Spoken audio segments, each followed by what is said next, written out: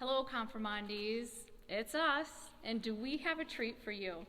Father Tom's homily today at his daily Mass was ringing true to what we were just talking about with the gifts of the Holy Spirit prior to being on our hiatus with COVID. So we wanted Father Tom to share that with you. But first, Monica is going to read the first reading, and then Father Tom will deliver his homily just for you.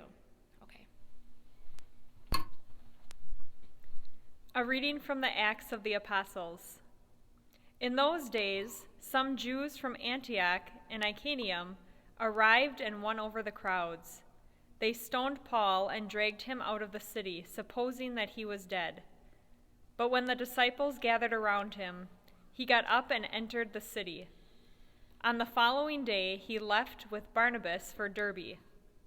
After they had proclaimed the good news to the city and had made a considerable number of disciples, they returned to Lysteria and to Iconium and to Antioch. The word of the Lord. Thanks be to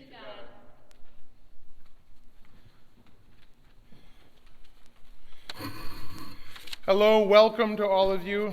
I would just like to say that I've missed seeing everybody around. I'm waiting for the day when we will finally be able to come back. We're starting to get some inclinations about when that will be from the diocese. No news yet, but it should be soon.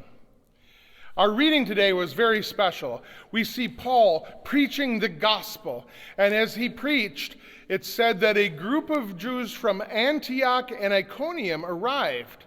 Now, their goal when they arrived was to whip the people into a frenzy so that they would get so angry that they would kill Paul. So they dragged him out of the city and they began to stone him until they thought he was dead.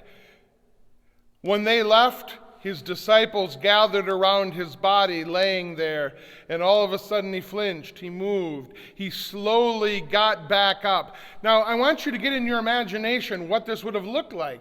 Paul, he would have been covered with bruises, he would have been bleeding, he would have been limping. Come on, they tried to stone him to death. Where did St. Paul go?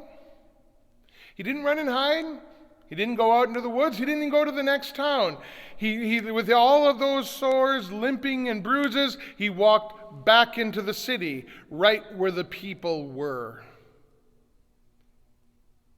He had courage. Another name was fortitude. But it didn't end there. Did you notice as the reading was ending, it says that he went on to Derbe, and then he said he went someplace else. He went to Iconium and Antioch. What did we learn at the beginning? The people who hated him, the people who were trying to kill him, were from Iconium and Antioch. Rather than going to another town, he thought, I'm going to go right into the town or the place where people hate me the most, because those people need to hear Jesus Christ. That hate in their heart, that's a destructive thing. He wanted them to love. So he went right into the lion's den. As I prayed with this, again, all I could think about is, wow, Paul had courage. And again, the Christian word for courage is fortitude. Fortitude is one of the gifts of the Holy Spirit. So what happened was St. Paul was filled with that Holy Spirit of God. He was given the gift of courage, and he worked with that gift. And he preached till everyone had heard the gospel.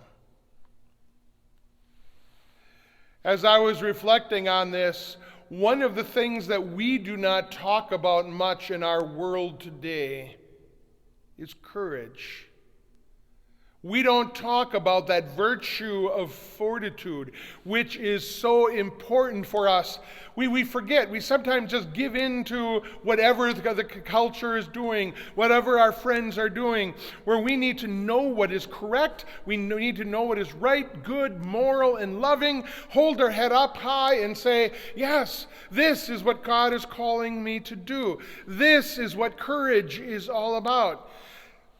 I am filled with that Holy Spirit, and I'm given that courage to act, to do what is right, good, and loving. So today we look at Paul. As you listen to the reading, you just want to say, just stay down. Don't get back up. Or don't go back into the city. No, go the other way. But that's not what the Holy Spirit called him to do. The Holy Spirit called him to courage. And he calls each one of you to courage as well. It's a gift that he gives you.